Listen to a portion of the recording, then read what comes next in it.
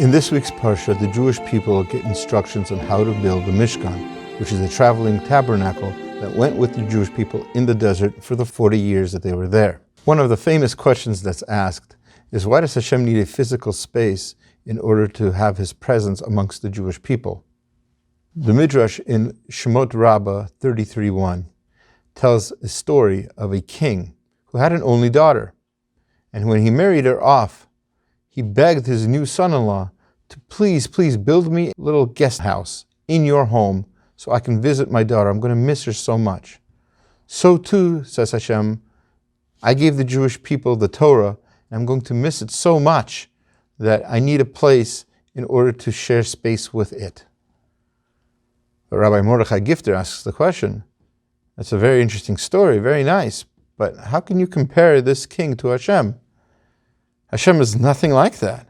He doesn't need the Torah. He's not going to miss it. He has no feelings for it. He created it. He doesn't need it.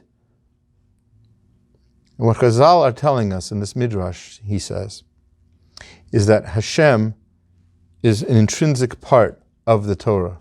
Torah is not an intellectual pursuit. You can't have Torah without H-Shem. The Torah is unique in that it is a book that creates, imbues holiness. So H-Shem asked the Jewish people to create a space, a Mishkan, that imbues holiness into physical space. Similarly, Shabbat is a time that imbues holiness into the concept of time.